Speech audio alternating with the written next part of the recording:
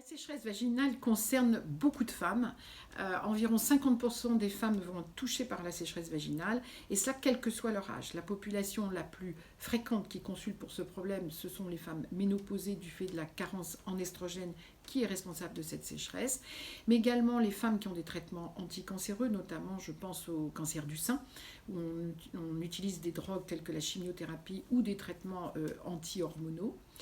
Chez les femmes traitées pour l'endométriose, qui ont un traitement anti-hormonal, mais sont concernées également des femmes jeunes qui sont maintenant sous pilule mini-dosée, et puis aussi les femmes qui ont un climat hormonal très différent, notamment les femmes enceintes ou après accouchement, où le climat hormonal n'est pas un climat cyclique comme on le connaît, et elles peuvent présenter en effet une carence estrogénique. Donc comme vous pouvez le voir, quel que soit l'âge de la femme, nous pouvons être toutes touchées par une sécheresse vaginale.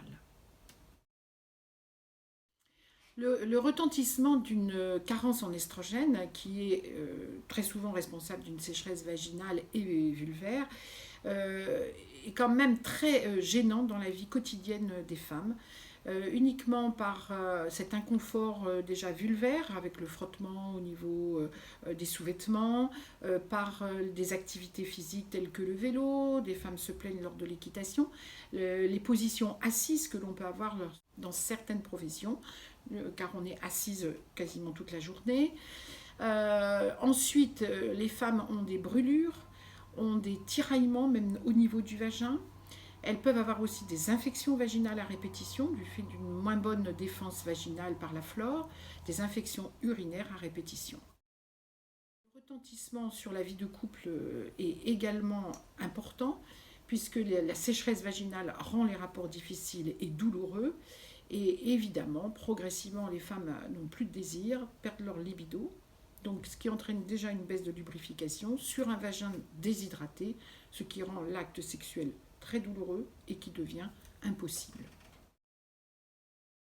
Ces traitements qui ont quand même de bons résultats sont très contraignants, voire astreignants, et de ce fait souffrent d'une mauvaise observance, d'autant que les crèmes vaginales et les ovules vaginaux ont tendance à couler, ce qui rend ça très inconfortable.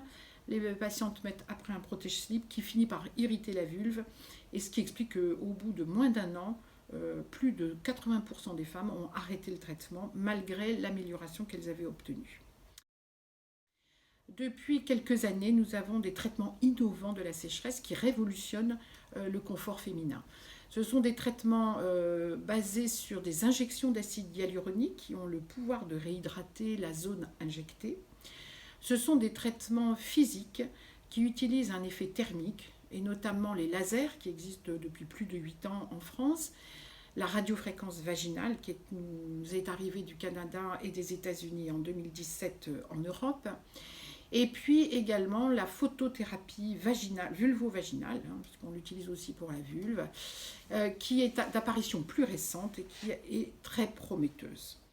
Globalement, que l'on utilise le laser ou la radiofréquence, il faut compter 3 séances effectuées à 3 semaines ou 1 mois d'intervalle pour obtenir un résultat. Et une séance d'entretien annuelle est souvent suffisante pour apporter le confort au moins pour une année. Avec la photothérapie par LED et par sonde vaginale, on obtient des résultats relativement spectaculaires et surtout rapides. Et plus les signes sont aigus, avec une gêne importante, plus la photothérapie aura une action rapide. Certaines femmes arrivent avec des douleurs vaginales importantes en une séance de 10 minutes, quasiment 2 heures après, elles ont obtenu un soulagement. En règle générale, pour une sécheresse chronique, il faut 4 séances à quelques jours d'intervalle pour obtenir un résultat.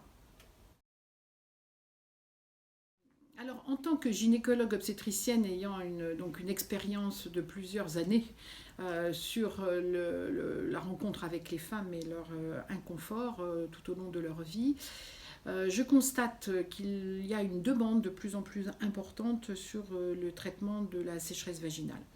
Il reste néanmoins, puisqu'il y a un inconfort personnel, mais aussi un inconfort de couple rendant les rapports sexuels souvent impossibles, il est indéniable que ça reste un sujet tabou, même à notre époque.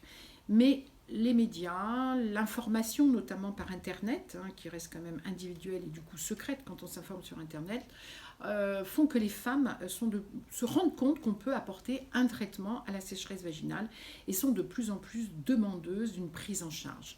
Elles ne veulent plus subir cette sécheresse vaginale comme le faisaient nos parents ou nos grands-parents et commencent à vraiment consulter les médecins pour ce problème. Malheureusement, tous les professionnels de santé, que ce soit les médecins, les sages-femmes, les infirmières, ne répondent pas forcément à la demande, ou beaucoup de médecins prescrivent encore des traitements locaux, vu les crèmes très classiques que les femmes ne souhaitent plus utiliser. Et donc elles sont très demandeuses d'avoir les thérapeutiques actuelles qui sont confortables et qui apportent une solution indéniable à leurs problèmes et qui permet d'apporter un confort de vie, donc un confort de vie de couple, et qui permettent aux femmes surtout de reprendre confiance en elles et de revivre en harmonie avec elles-mêmes.